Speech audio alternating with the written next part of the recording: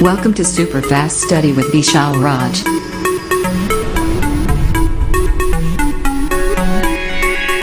Hello दोस्तों, नमस्कार। आपका अपने YouTube channel super fast study with Vishal में स्वागत है। दोस्तों, मैं आज आपके लिए आया हूँ नया सेशन, जिसमें हम लोग बात करेंगे एक मशीन एक यंत्र के बारे में।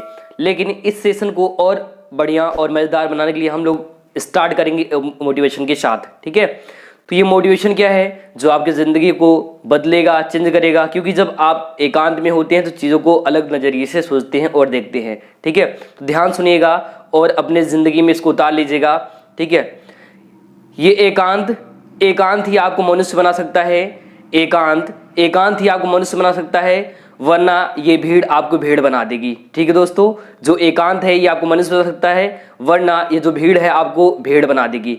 इसका मतलब ये है, जब आप एकांत में होते हैं तो आपका जो माइंड थॉट प्रोसेस है वो अलग टाइप में काम करता है, लेकिन सबके साथ आपका माइंड अलग होता है। तो इसलिए हमेशा अकेले रहें, क्योंकि अकेले ही रह करके आप संघर्ष करके अपने लाइफ को आगे बढ़ा सकते हैं। ठीक है, तो इसी के साथ इस सेशन को आगे बढ़ाते हैं हम लोग और चलते हैं अपने टॉपिक की बात करते हैं। ये टॉपिक जो कि आज का है बहुत इंपॉर्टेंट है, एग्जाम में कई बार पूछा गया है। सो ध्यान रखिए, इस टॉपिक का नाम व्हीटस्टोन सेतु।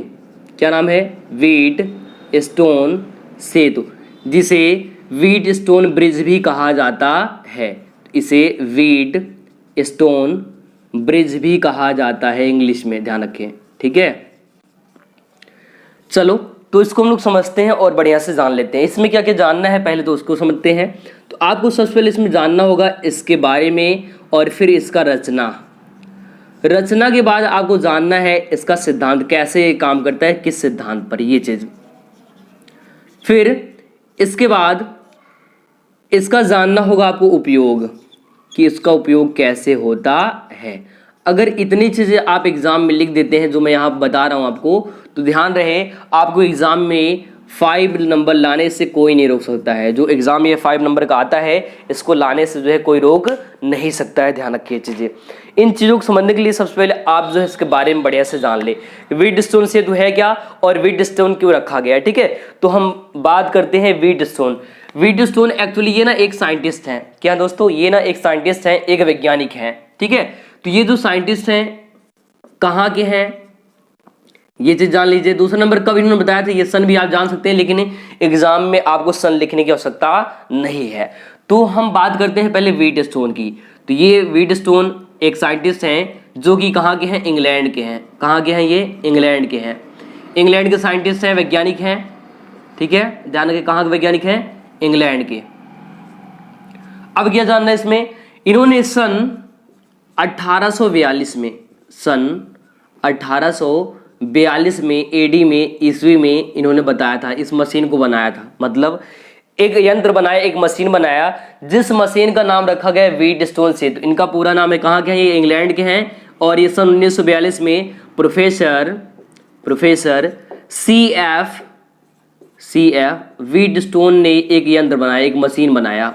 ठीक है, जिसका नाम रखा गया व्हीटस्टोन सेतु। उन्हीं के नाम के कारण इस मशीन का नाम भी व्हीटस्टोन सेतु रखा गया। यदि आप बनाए होते तो आज यहाँ पर आपका नाम होता, लेकिन आप लोग जिंदा नहीं रहते। ठीक है, तो कहने का मतलब ये है कि प्रोफेसर सीएफ व्हीटस्टोन ने इस मशीन को बनाया, इसलिए उन्हीं के सम्मान के लिए इस मशीन का नाम रखा गया है व्हीटस्टोन सेतु। अब ये मशीन करता क्या है, तो इस मशीन का कार्य है कि अज्ञात प्रतिरोध का मान ज्ञात करना। एक ऐसा रेजिस्टेंस जिसका मान नहीं पता होता है, उसका मान जो है निकालना होता है। तो इनमें हमको क्या क्या पढ़ना है, तो पहले जानना है व्हीटस्टोन सेतु है क्या। तो हमने कहा कि एक ऐसा मशीन जो अज्ञात प्रतिरोध को मान निकालने के लिए, वैल्यू निकालने के लिए यूज करते हैं। इसको इंग्लैंड के वैज्ञानिक सन 1842 में प्रोफेसर सीएफ व्हीटस्टोन ने बनाया था, इसलिए उन्हीं के नाम पर इसका नाम रखा गया व्हीटस्टोन ब्रिज या व्हीटस्टोन सेतु रखा गया। ठीक है, इसमें आपको 3 हेडिंग जाननी है,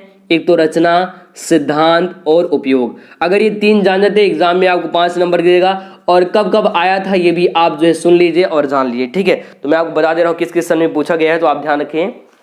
तो ये पूछा गया था सन जो है 2014 में पूछा गया था, 2014 में पूछा गया है, 19 में पूछा गया है, सन 2017 में पूछा गया है, और जो है 17 में 18 में अलग अलग पेपर में अलग अलग तरीके से ये मशीन या इस व्हीटस्टोन सेतु के बारे में पूछा गया और ये बहुत मुख्य या बहुत मोस्ट इंपॉर्टेंट एग्जाम के लिए है, ये चीज जरूर ध्यान रखें, ठीक है। तो हम लोग बात कर रहे हैं व्हीटस्टोन ब्रिज की, व्हीटस्टोन सेतु की। तो आगे बढ़ते हैं इसी में और आगे जानते हैं इसके रचना के बारे में, इसका स्ट्रक्चर कैसे होता है, इसका रचना कैसे होता है। तो आप ध्यान से देखिए और समझिए यहाँ पर, ठीक है। तो इसके डायग्राम को हम लोग देख लेते हैं बढ़िया से। देखो इसमें ना 4 प्रतिरोध लगे होते हैं, कितने प्रतिरोध, 4। तो उन सारी चीजों को मैं यहां बना दे रहा हूं, आप ध्यान से देखिएगा। कुछ इस तरह से जैसे आप देख रहे हो ऐसे आप इसको करके आप बना भी सकते हैं, ध्यान रखिए, ठीक है। ऐसे करके आप लोग जो है इसको बना भी पाओगे, तो इसलिए ध्यान से इसको जो है बना लेना या देख लेना आप लोग, ठीक है। चलो तो मैं इनको अच्छे से बना दे रहा हूं यहाँ पर, आप बस ध्यान देखिए कैसे बनता है मशीन। ये पहला प्रतिरोध है और ये दूसरा है और इधर आपका यहाँ पर तीसरा है और यहाँ पर ये चौथा है, ध्यान रखिए, ठीक है। ये 4 प्रतिरोध हो गए और ये जुड़े हुए हैं कैसे, चतुर्भुज के रूप में जुड़े हुए हैं। और यहाँ पर ये सेल है, ठीक है, यहाँ पर सेल लगा हुआ है और यहीं पर इसी जगह जो है एक कुंजी होती है, ये हम कुंजी भी लगा दे रहे हैं यहाँ पर, ठीक है। फिर इस डायग्राम को आगे बना लेते हैं पूरी तरह से और इसका कनेक्शन कर देते हैं, ठीक है। तो ये आपका कनेक्शन हो जाएगा, ध्यान समझिएगा आप लोग। तो ये रहा सेल और ये कुंजी और यहाँ पर देखो 4 प्रतिरोध है, यहाँ पर करंट जाएगा, करंट का सप्लाई होगा। जैसे ये कुंजी आपको प्रेस होगा तो कुंजी प्रेस करने पर यहाँ जो है करंट का प्रवाह होगा। इस कुंजी को ई बोलते हैं, ये में बोलते हैं, ध्यान रखना, ठीक है। आगे देखो कुंजी है तो हम यहाँ इस कुंजी का नाम K1 रख लेते हैं, K1। जैसे जैसे बनाओगे ना वैसे वैसे इसको लिखते हुए चले जाना एग्जाम के लिए, जैसे जैसे बनाना वैसे इसको जो है लिख देना बढ़िया से, बस और कुछ मत करना है इसमें। जैसे बनाना है इसको ऐसे ही पूरा लिख देना अच्छे तरीके से। चलो ध्यान से देखो, हमने कहा 4 प्रतिरोध, प्रतिरोध का नाम रख लेते हैं। इसका नाम P है, इसका नाम Q है, इसका नाम R है और इसका नाम S है। हमने 4 प्रतिरोध माना, क्या मान लिया, 4 प्रतिरोध, P Q R S, 4 हो गए, ठीक है। चारों को हम जो है भुजाओं जोड़ देते हैं और इन भुजाओं का नाम भी रख देते हैं, A, ठीक है, B और इसका नाम रख देते हैं C और इसका नाम रखते हैं D। तो A B C 4 भुजाएं हैं, मतलब चतुर्भुज हैं। तो चतुर्भुज A B C D में हम 4 प्रतिरोध को जोड़ते हैं जिनका नाम है P Q R S, ध्यान रखें, ठीक है। अब होता कि यहां से करंट का सप्लाई होता है, यहां जैसे कुंजी प्रेस करते हैं यहां से करंट आता है और ऐसे फ्लो होते हुए ऐसे ऊपर की ओर बढ़ता हुआ चला जाता है। फिर यहां आएगा सर्किट में, यहां जैसे ये बिंदु A पे पहुंचेगा, यहां पर पहुंचेगा। यहां से दो रास्ते हैं, एक तो ऊपर P की तरफ है, दूसरा कहां पर है, इधर R की तरफ है, ठीक है। तो इधर धारा जाएगा I1, इधर ऊपर की ओर जाएगा धारा, जो कि धारा का नाम रखेंगे I1। ऊपर की ओर कौन जाएगा, I1 जाएगा। वही नीचे की ओर करंट का सप्लाई होगा जबकि I2 जाएगा। ये I2 इधर भी करंट आएगा और यहां तक भी जाएगा, ध्यान रखना। ये I1 ऐसे ऊपर होते हुए यहां भी आएगा और साथ में यहां भी चला आएगा, ये चीज जरूर ध्यान रखें, ठीक है। तो हमने कहा कि हमने माना 4 प्रतिरोध P Q R S जो कि चतुर्भुज A B C D के चारों भाग पर जो है जुड़े हुए हैं, P Q R S, ठीक है। अब होता क्या है, यहां से कुंजी दबाने पर यहां से जो है ऐसे करंट प्रवाहित होता है और यहां पर P Q वाले प्रतिरोध में I1 धारा प्रवाहित होता है, जबकि R और S प्रतिरोध वाले में I2 धारा प्रवाहित होता है, I2 धारा जाता है, वो फ्लो करता है, ठीक है। आगे ध्यान रखें। अब हम क्या करेंगे, यहीं पर बीच में ना एक लगा होता है गैल्वेनोमीटर, ठीक है। यहां पर क्या लगा होता है, गैल्वेनोमीटर लगा होता है यहाँ पर, ये रहा गैल्वेनोमीटर जी, जिसको जो है गैल्वेनोमीटर या फिर हम लोग हिंदी में बोलते हैं धारा मापी, हिंदी में क्या कहते हैं, धारा मापी कहते हैं। और यहाँ पर एक कुंजी भी लगा होता है जिसका नाम होता है K2 कुंजी। क्या नाम होता है इस कुंजी का, इस कुंजी का नाम होता है K2 और इसका नाम K1 है, इसलिए इसका नाम क्या रखेंगे, इस कुंजी का K2 कुंजी, ध्यान रखें, ठीक है। क्या नाम रखा गया है, K2 कुंजी रखे हैं। अब इसको फिर से एक बार सुन लेते हैं। हमने कहा 4 जो P Q R S 4 है जो कि A B C D इन्हीं के समांतर चतुर्भुज के भाग में जुड़ा होता है। P Q R S, ठीक है, यहां से करंट फ्लो होता है, जाता है, तो I1 धारा P में Q में ऐसे बढ़ जाता है, जबकि I2 धारा आपका R और S में ऐसे बढ़ जाता है, ध्यान रखिए, ठीक है। फिर आगे चलते हैं, आगे क्या होगा, यहां से आपका K2 कुंजी है और यहां पर लगा हुआ B और D के बीच जो है गैल्वेनोमीटर G लगा हुआ है और यहीं पर जो है K2 कुंजी भी लगा होता है, ये चीज ध्यान रखिए आप लोग, ठीक है। चलो ये इसका रचना हो गया, रचना इतने में आपको लिख लेना है। आपको लिखना है माना 4 प्रतिरोध P Q R S चतुर्भुज A B C D में जुड़े हुए हैं, जिसमें I धारा प्रवाहित होता है, तो P और Q वाले प्रतिरोध में I1 धारा जाता है, जबकि R और S प्रतिरोध में I2 धारा प्रवाहित होता है। ठीक है, आगे बात करते हैं। अब देखो यहां पर क्या करना है, आपको क्या जानना है वो चीज। तो जो PQR है, यहां मैं लिख दे रहा हूं इधर, इसको हटा देते हैं थोड़ा से, यही देख लेते हैं। चलो देखो PQR, इन प्रतिरोध को कहा जाता है ज्ञात प्रतिरोध। इनका मान पता होता है इसलिए इसे कहा जाता है ज्ञात प्रतिरोध। जबकि S प्रतिरोध का मान पता नहीं होता है, ये अज्ञात होता है, इसका मान नहीं पता होता है, इसलिए इसे अज्ञात प्रतिरोध कहते हैं। इसलिए इसे अज्ञात प्रतिरोध कहते हैं। और इस परिपथ की सहायता से, व्हीटस्टोन ब्रिज की सहायता से हम लोग इसी एस प्रतिरोध का मान जो है निकालते हैं। ठीक है, एक बार पुनः आप लोग पूरा सुन लीजिए। हमने कहा 4 आपको लेने हैं PQRS, जिसमें PQR का मान पता होता है जबकि S का मान नहीं पता होता, और इसी का मान हम लोग इस सर्किट की सहायता से व्हीटस्टोन ब्रिज से जो है निकालते हैं। ठीक है, तो आपको 4 हेडिंग लिखनी है। पहला तो व्हीटस्टोन के बारे में, दूसरा आपको लिखना है कि उसमें उसके कितने भाग है, मतलब रचना करना है, किसने इसको बताया था, तो इंग्लैंड के वैज्ञानिक जिनका नाम C.F. व्हीटस्टोन सन 1842 में बताया था। आपको एग्जाम में ये सन लिखने की जरूरत नहीं है, लेकिन आप लोग जानते रहें, जानकारी के लिए जानते रहें। एग्जाम में नहीं लिखेगा, क्योंकि होता क्या है, एग्जाम में गलती से अगर बोल गया तो वो चला जाता है। ठीक है, एंड आगे आपको जानना है रचना, स्ट्रक्चर, कंस्ट्रक्शन। ये कंस्ट्रक्शन आपको ऐसा बनाने के बाद आपको लिखना है जैसे मैंने यहाँ बनाया, और आपको बारी बारी से बताया, इस तरह से आपको ये चीज लिखना है। ठीक है,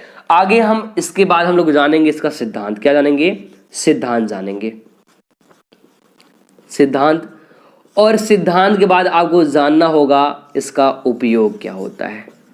वैसे तो हमने उपयोग पहले ही बता दिया, इसका उपयोग हम लोग क्या करते हैं, अज्ञात प्रतिरोध का मान ज्ञात करने के लिए। ठीक है, चलो, लेकिन हम लोग जान लेते हैं इसका सिद्धांत क्या होता है। तो अब क्या करते हैं, हमने कहा कि इसमें 4 प्रतिरोध PQRS होते हैं।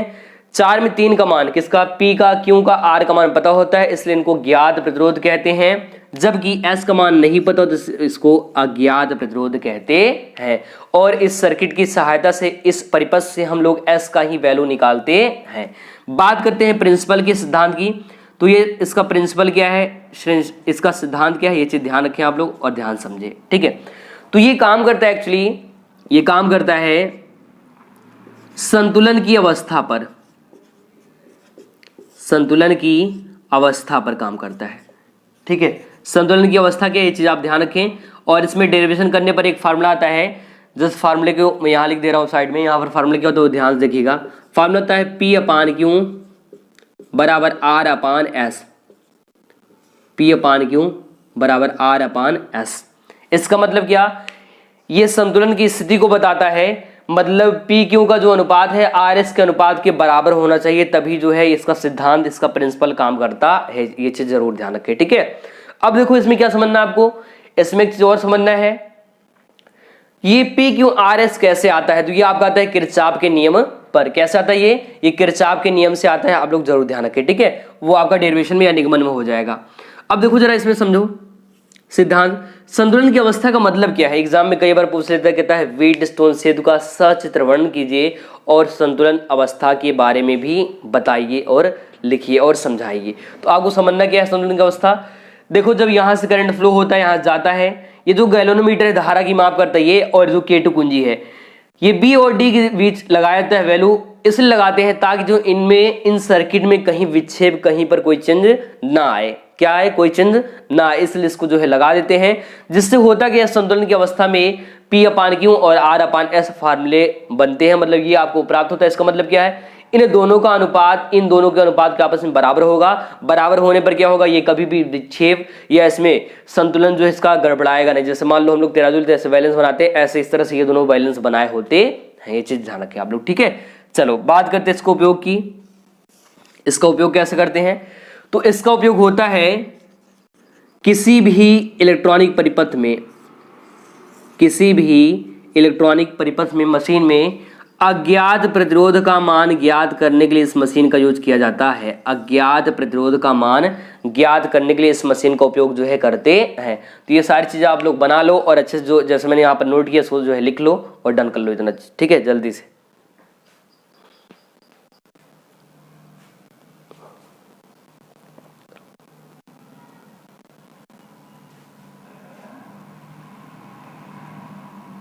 चलो हो गया, आगे चलते हैं। आगे चलते हैं और इसके बारे में जान लेते हैं।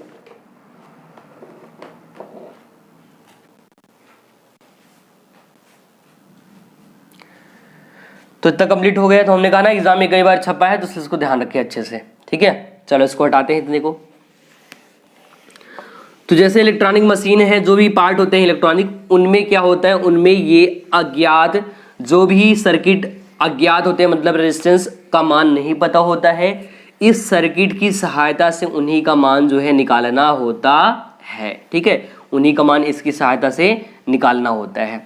चलो आगे चलते हैं। इसी में इसमें आपको क्या क्या लिखना है, हमने आपको पहले ही समझाया। आपको 3 चीजें लिख देनी है, 3-4 चीजें। पहला तो इसके बारे में लिखना है कि इस सन में इसको बनाया, ये सन नहीं याद, इसको छोड़ दो, आप लिख दो कि हाँ CF व्हीटस्टोन बना, इसलिए इसका नाम रखा गया व्हीटस्टोन सेतु। दूसरा चीज आपको इसका रचना, जैसे मैंने बनाया वैसे आपको रचना लिख देना है। तीसरा चीज आपको इसका सिद्धांत लिखना है कि ये संतुलन की अवस्था पर काम करता है। और सिद्धांत के बाद आपको लिखना है उपयोग। उपयोग मतलब क्या लिखोगे कि जिस भी सर्किट में अज्ञात विरोध, मतलब जिसका मान नहीं पता, ऐसा रेजिस्टेंस जिनका मान नहीं पता होता, उनका मान हम निकालने के लिए इस मशीन का, इस व्हीटस्टोन सेतु का उपयोग करते हैं। आगे हम चलते हैं, बात करते हैं इसके डेरिवेशन की, इसके निगमन की बात कर लेते हैं, ठीक है। तो हम लोग देखते हैं इसका निगमन कैसे होता है, कैसे ये फार्मूला जनरेट होता है, ये फार्मूला कैसे ये बनता है, तो उसकी बात करते हैं, ठीक है दोस्तों। तो हम लोग आगे इसकी बात करते हैं, जिसको हम लोग डेरिवेशन या निगमन कहते हैं। तो दोस्तों हम लोग बात करते हैं इसके निगमन की, कि इसका ये फार्मूला जो है कैसे मिलता है, ठीक है। इसका निगमन कैसे होता है, निगमन, जिसको हम लोग डेरिवेशन भी कहते हैं। एग्जाम में ये भी लिखेंगे तो आपके लिए ज़्यादा बेटर पड़ेगा और आपको पूरा नंबर जो है मिल जाएगा। इसको डेरिवेशन कहा जाता है, ध्यान रखना, ठीक है। तो कैसे होता है, तो हम लोग ध्यान समझेंगे इस सर्किट को। सर्किट में क्या है, बंद भाग 2 है। एक तो आपको पहला ये दिख रहा होगा, दूसरा आपको ये दिख रहा होगा, ठीक है। तो हम कहेंगे बंद भाग या बंद पास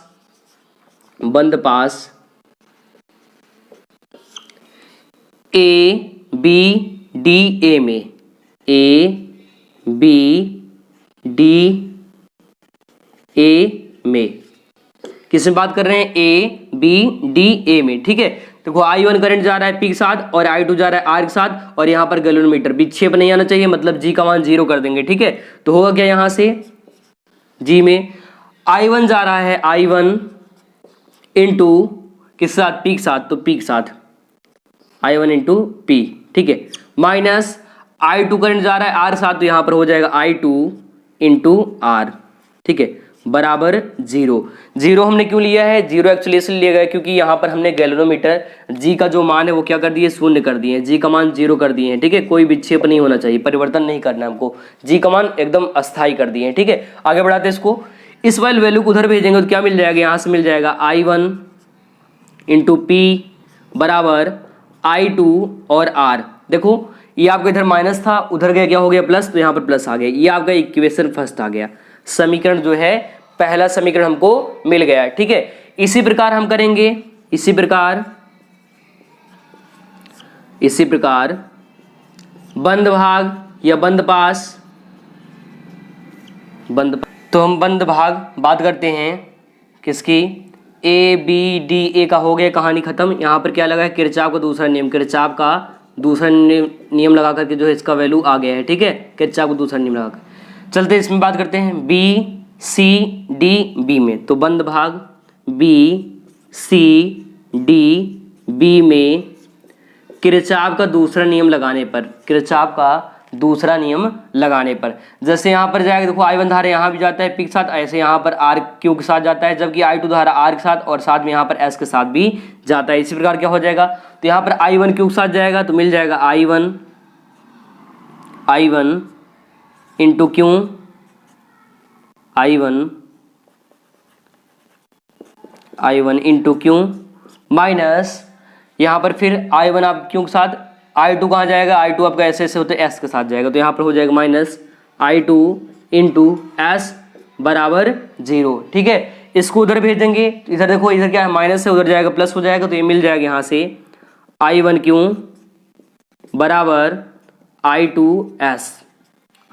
इसको कर सकते हैं, चलो यहाँ नहीं दिख रहा है क्या, इसको ऊपर देख लेते हैं, इधर हटाते इसको, हम लोग यहाँ पर इसको समझ लेते हैं, ठीक है।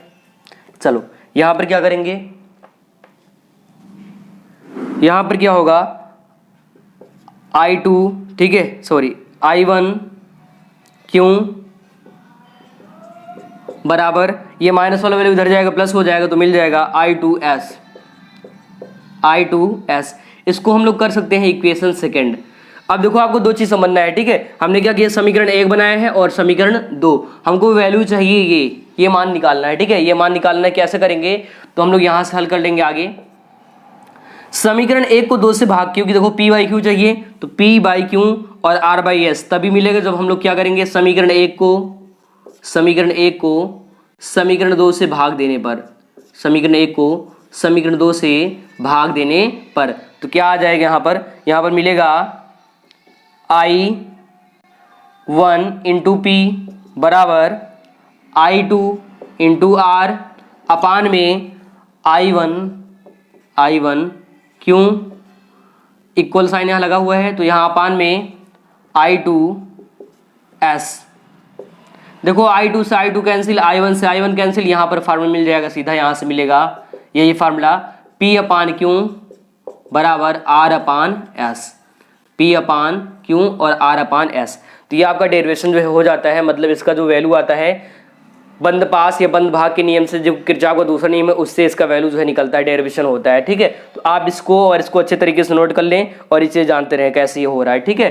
तो ये आपका पहला वाला हो जाएगा A-B-D A में, और फिर B-C-D-B में, इसमें दो बंद भाग, एक ये और एक ये, यहाँ से मैंने हल किया। तो पहले का जो वैल्यू आया I1P बराबर I2R, दूसरे का वैल्यू आया आपका I2Q बराबर I2S। यहाँ से जब वैल्यू निकाला गया तो मिल गया P/Q बराबर R/S। इस कंडीशन जब G का मान 0 होता है तो ये संतुलन का अवस्था होता है, जिससे इसमें कोई परिवर्तन या विक्षेप नहीं आता है। तो इस प्रकार से आपका जो है इसका निगमन भी हो जाता है। तो आपको 4 हेडिंगें जाननी है। पहला सिद्धांत, पहला आपको जानना है कि इसके बारे में किसने बताया था वो चीज़। दूसरा इसका जानना है कि इसकी रचना कैसे होती है।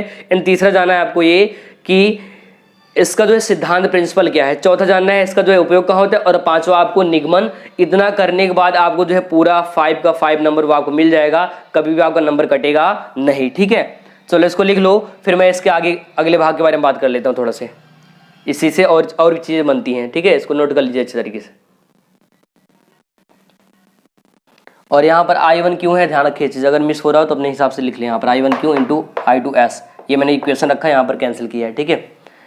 चलो डन हो गया। चलो आगे की अगली बात करते हैं हम लोग, इसके जस्ट अगले वाले भाग की बात करते हैं हम लोग, ठीक है। अब देखो इन्हीं के आधार पर कुछ और मशीन बनाए गए हैं। व्हीटस्टोन के आधार पर 2 मशीनें बनाई गई, इनको हटाते हैं और इसके बारे में जान लेते हैं थोड़ा सा और। तो बस आपका ये आपका डन हो गया जो कि व्हीटस्टोन सेतु था।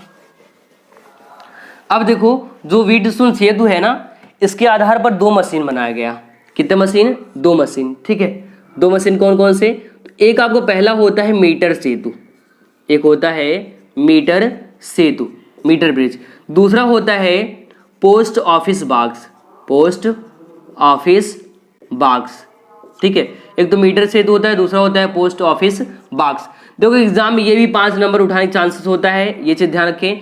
और क्या एग्जाम में आता है तो एक आपका अलग टॉपिक होता है जिसका नाम है विभव मापी। क्या नाम है? विभव मापी, ठीक है। साथ ही साथ हम लोग जो है एक और चीज कवर करेंगे जिसका नाम है धारा नियंत्रक, जो धारा को कंट्रोल करने का कार्य करता है। इनसे भी क्वेश्चन उठाने का चांसेस होता है, तो ये चीज हम लोग एक सेशन देख लेंगे और आपका ये भी देख लेंगे एक सेशन में, ठीक है।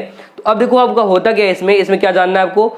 तो मीटर सेतु की सहायता से ही 2 बनते हैं। एक तो व्हीटस्टोन सेतु के आधार पर 2 और मशीनें बनाई गई। कौन कौन सी? पहला बनाया गया आपको मीटर सेतु, दूसरा बनाया गया पोस्ट ऑफिस। एग्जाम ये नहीं आता है, ठीक है, लेकिन एग्जाम ये आपका छपता है 5 नंबर का, ध्यान रखें। तो इस प्रकार से आप जो है समझ सकते हैं कि व्हीटस्टोन सेतु कितना इंपॉर्टेंट है। अगर ये आएगा तो आपका ये आ जाएगा, ये भी इससे भी 5 नंबर का उठाने के चांसेस होता है। एंड एग्जाम विभव मापी आता है, पोटेंशियोमीटर, और कभी कभी जो है आपका धारा नियंत्रक भी एग्जाम में उठा देता है, केवल इतनी ही चीजें इस लेसन से जो है बनती हैं और ये आपका डायग्रामिक वाला चीज इतना ही आता है ध्यान रखें, ठीक है। तो इसको भी नोट कर लो और जानते रहें, क्योंकि अगले सेशन में लोग इसको कवर करेंगे और इसको जो है कवर कर लेंगे और ये आपका पूरा सेशन जो है खत्म हो जाएगा ध्यान रखें, ठीक है। तो जो ये चीजें हैं इनको ध्यान समझे और अच्छे तरीके से जाने, एग्जाम में आपको बनते हैं, अगर अच्छे से पढ़ोगे तो आपको कंफर्म हो जाएगा, कुछ सिलेबस बहुत ज्यादा नहीं है, ठीक है। चलो ठीक है, आज के लिए इतना ही, बाकी अगले सेशन में मिलेंगे। अगर सेशन पसंद आया सेशन को लाइक कर दो और अगर चैनल पर पहली बार है चैनल को सब्सक्राइब करना ना भूलें और बेल आइकन जरूर प्रेस कर दें, ठीक है। तो मिलते हैं अगले सेशन में, तब नमस्कार, जय हिंद।